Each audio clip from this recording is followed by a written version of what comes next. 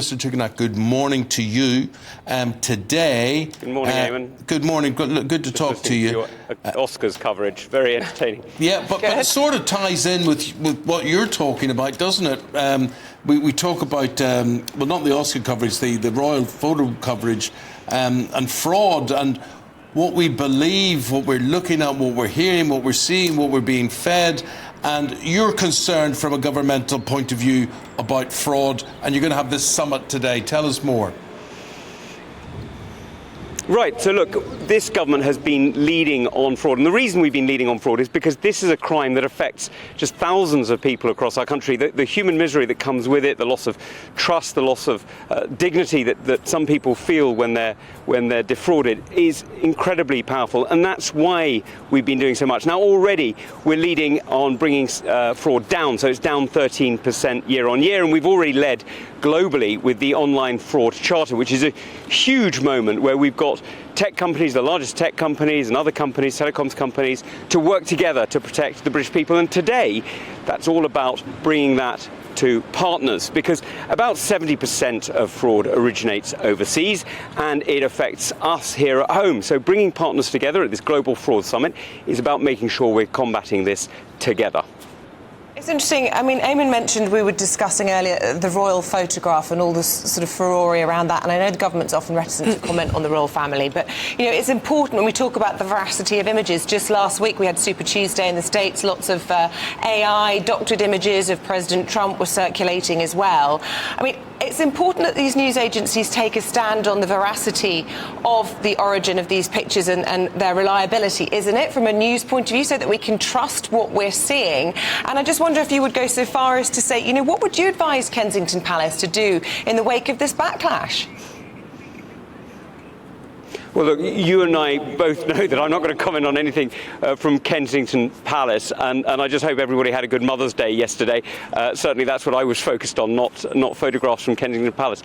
But the truth about images and image distortion is something that has come up in other areas, and we've got to make sure that what we do in democracies, or indeed when fighting fraud, is we make sure that what we see we can trust. And that's why the Stop Think Fraud campaign that we've launched only a few weeks ago is so important, because if you see something you don't trust, if you're getting offers that are too good to be true, then they probably are too good to be true, and they're probably not true. And so what we've been looking at is focusing on keeping the British people safe from a crime that sadly leaves so many feeling vulnerable. Where are we particularly vulnerable? Are we talking about computers talking to computers? Are we talking about border security? What are we talking about? Well, look, at the end of the day, it's always down to people, right? So what we know is that we've got to work with security forces across this country, and the National Crime Agency do a fantastic job on this, as do the City of London Police, and of course our new unit, the National Fraud Squad, which has got about 400 officers, and the National Fraud Intelligence Unit, which we've just set up, really leading the fight here. But they've got to work with partners around the world, and that's why the Global Fraud Summit is so important, because about 70% of fraud originates overseas, and we've got to make sure we're working together to bring that level of fraud down. Now, that's hugely important. We've already achieved a drop of 13%, but we need to go further, and that's what we're working on today and tomorrow at the Global Fraud Summit with businesses and leaders from around the world. Well, listen, we wish you well with the summit, but I want to ask you about the work of your colleague Michael Gove. He's working hard on redefining the term extremism, and this seems to have prompted a bit of a backlash from within your own party, from three former Home Secretaries, no less, who are warning against the dangers of politicising it. And indeed, Michael Portillo yesterday on this very channel also saying that actually by meddling with these terms, you can often make the situation worse. Do you recognise those concerns, and do you think Michael Gove is right to redefine it? Well, look, I think it's absolutely right that you shouldn't politicise extremism. That's exactly what we're not doing. What we're doing is we're making sure that the British people are kept safe from the various forms of extremism that we sadly see in our country that are trying to radicalise young people, by and large young people, into doing things that are incredibly dangerous, not just for our whole society, but for them as individuals. Now, I gave a speech on Friday talking about this and talking about the fact that this is about keeping all of our communities safe, and sadly the first victims of Islamist extremism, for example, is the Muslim community. Now today, on the first day of Ramadan, you'll appreciate that many Muslim communities are coming together with friends and family and making sure that they can enjoy this holy month in the same way as many of us would enjoy Christmas.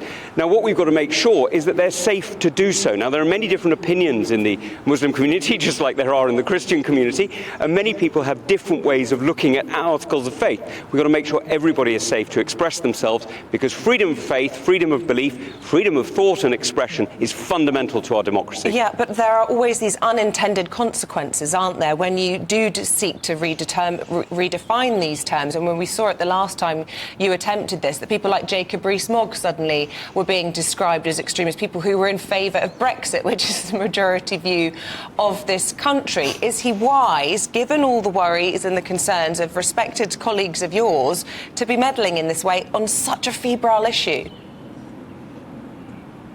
So let me just be very clear. First of all, Jacob is a very good friend of mine, and there's absolutely there's no suggestion that he could possibly be included in this, and that would be absurd. The reality is that what we're looking at here is we're looking at different ways of making sure we keep people safe. So some of the areas we're already acting on is if you are, if you're propagating extremist views, then you can lose your visa. You can, if you're a student, you can see that as an end to your course, and there's various ways where we're already taking action. And all this is building off the Prime Minister's speech of a couple of weeks back, where we were talking about, where he spoke about very clearly the need to get on the front foot on this. You know, it's absolutely right that every citizen must feel safe to be in the UK and anywhere in the UK, and that's what we're working to achieve. Talking about feeling safe, the Pope. This interview has come out over the weekend, Tom, about the Pope saying that Ukraine should have what he called the courage of the white flag. We've got about 30 seconds to give me a comment on that, if you could, please.